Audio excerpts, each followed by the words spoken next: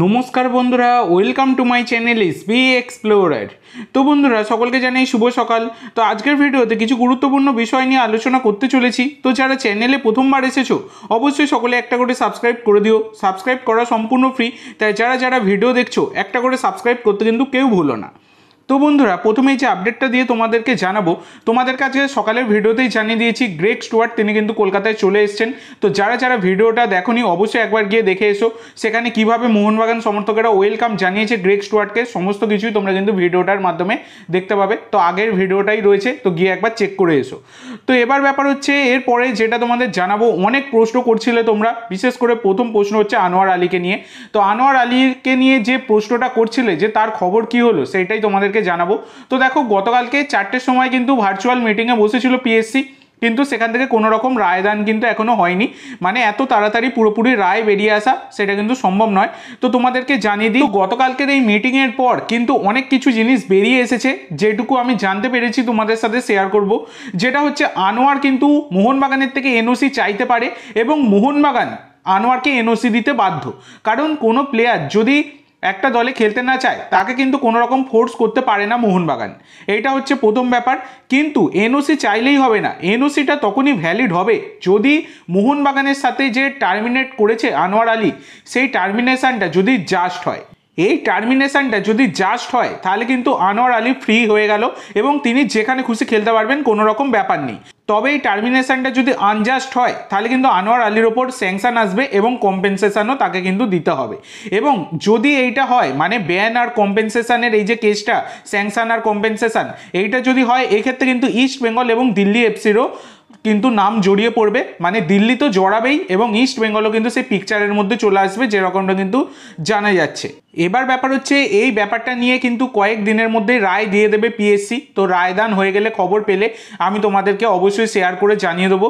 তবে আর একটা গুরুত্বপূর্ণ জিনিস আমি তোমাদেরকে যেটা জানাবো, গতকালকে কিন্তু আনোয়ারকে যখন পিএসসির তরফ থেকে জিজ্ঞাসা করা হয় যে তিনি মোহনবাগানে খেলতে চান কি চান না, এই প্রশ্নের উত্তরে কিন্তু একটাও শব্দ উচ্চারণ করেননি আনোয়ার আলী। যেটা হচ্ছে মানে একটা বড় ব্যাপার, সেটা কার্যত তোমরা বলতেই পারো যে আনোয়ার কিন্তু নিজে থেকেই চাইছেন মোহনবাগানে খেলতে, অনেকটাই এইটা থেকে বোঝা যাচ্ছে। আর এই যে টার্মিনেশনের ব্যাপারটা তোমাদেরকে বললাম, যদি ওইটা জাস্ট হতোই তাহলে তো ব্যাপারটা এত দূর গড়াতোই না, পিএসসিতে তো আসতোই না ব্যাপারটা। তার আগেই ক্লিয়ার হয়ে যেত, মোহনবাগান এনওসি দিয়ে দিত যে তুমি ভাই অন্য কোনো দলে খেলতেই পারো, কোনো ব্যাপার নয়। কিন্তু টার্মিনেশনটা জাস্ট নয় বলেই না পিএসসিতে গেছে এই ম্যাটারটা। তো এই ম্যাটারটা কিন্তু এখনো অনেক দূর যাবে, এত তাড়াতাড়ি কিন্তু মেটার ব্যাপার নেই। এবার হ্যাঁ, এই পিএসসির কাছ থেকে যা কিছুই রায়দান আসুক না কেন, সেটা যার পক্ষে যার বিপক্ষে যাক, সে কিন্তু আবার চ্যালেঞ্জ করতে পারে সিএস এর কাছে, তারা কিন্তু আবেদন করতে পারে। তো এই ম্যাটারটা কিন্তু এত তাড়াতাড়ি সলভ হবার নয়। যেটুকু খবর পেলাম আমি তোমাদের সাথে শেয়ার করলাম, আশা করি তোমাদেরকে আমি বোঝাতে পেরেছি এইটুকুর মাধ্যমে। এরপরে তোমাদের যেটা জানাবো সেটা হচ্ছে, ভিসা পেয়ে গেছে কিন্তু মোহনবাগানের নতুন স্প্যানিশ ডিফেন্ডার আলবার্টো রড্রিগেজ। তো তার কিন্তু আজকেই কলকাতায় চলে আসার কথা, যেরকমটা কিন্তু খবর পাওয়া গেছে। টাইমটা কিন্তু এখনও জানা যায়নি, টাইম জানতে পারলে অবশ্যই আমি তোমাদের সাথে শেয়ার করে দেবো। তবে আলবার্টো রড্রিগেজ তিনিও কিন্তু চলে আসবেন। তো আজকে বা কালকের মধ্যেই তিনি কিন্তু চলে আসছেন, কলকাতার মাটিতে পা রাখবেন। আজকেই তার চলে আসার মেনলি সম্ভাবনাটা বেশি। এছাড়া বন্ধুরা, আরেকটা জিনিস তোমাদেরকে জানাবো, দিমিত্রি পেত্রাতোস নিয়ে অনেকেই প্রশ্ন করছিলে। তো তোমাদেরকে বলে দিই, দিমিত্রি পেত্রাতোস কিন্তু 4 তারিখ বা 5 তারিখের মধ্যে কলকাতায় পা রাখতে পারেন, এইরকম সম্ভাবনা কিন্তু রয়েছে। তো চলে আসবে, চাপ নিয়ে কোনো রকম লাভ নেই। 4 থেকে বা 5 তারিখের মধ্যে কিন্তু দিমিত্রির কলকাতায় পা রাখার কথা। এরপরে তোমাদের যেটা জানাবো সেটা হচ্ছে, মোহামেডান এসসি তারা তো এবারে আইএসএল খেলবে এবং আইএসএল খেলার জন্য তাদের হোম ভেন্যু হতে চলেছে কিশোর ভারতী ক্রীড়াঙ্গন। তো কিশোর ভারতী ক্রীড়াঙ্গনে কিন্তু মোহামেডান এসসি তাদের হোম ম্যাচগুলো খেলতে চলেছে।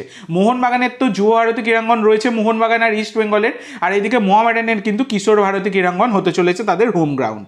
এছাড়া আর একটা বড় গুরুত্বপূর্ণ আপডেট দেবো, যেটা হচ্ছে হায়দ্রাবাদ এফসি নিয়ে তোমরা অনেকেই প্রশ্ন করো। তো তোমাদেরকে বলে দিই, যা খবরটা পাওয়া যাচ্ছে খুবই খারাপ খবর হায়দ্রাবাদ এফসির জন্য। যেটা হচ্ছে, ট্রান্সফার ব্যানও রয়েছে হায়দ্রাবাদ এফসি এবং তাদের তোমরা জানো ফাইন সবই রয়েছে, সব কিছুই রয়েছে। তো এখনও অবধি হায়দ্রাবাদ এফসি সেসব মেটাতে পারেনি এবং ডুরান্ডের জন্য মাত্র 11 জন প্লেয়ার কিন্তু অ্যাভেলেবেল ছিল হায়দ্রাবাদ এফসির কাছে। তারা মানে 11 জনকেই নামিয়ে দেবে, আর কোনো সাবস্টিটিউট পাবে না, এরকম ব্যাপার। তো সেই কারণে হায়দ্রাবাদ এফসি তারা কিন্তু নাম তুলে নিয়েছে ডুরান্ড থেকে। তো তারা কিন্তু ডুরান্ড কাপ খেলবে না, তারা নাম তুলে নিয়েছে এবং তার বদলে কিন্তু ডেম্পো এসসির সাথে কথাবার্তা চালাচ্ছে ডুরান্ড কমিটি। তো ডেম্পো সম্ভবত হায়দ্রাবাদ এফসির রিপ্লেসমেন্ট টিম হতে পারে ডুরান্ডের মঞ্চে। তো এই হচ্ছে আপডেট। তো আজকের জন্য এইটুকু বন্ধুরা, ভিডিওটি ভালো লাগলে অবশ্যই লাইক করো, শেয়ার করো। আমার চ্যানেলে প্রথমবার এসে থাকলে চ্যানেলটি সাবস্ক্রাইব করো আর কমেন্ট করে জানাও ভিডিওটি কেমন লাগলো। ধন্যবাদ।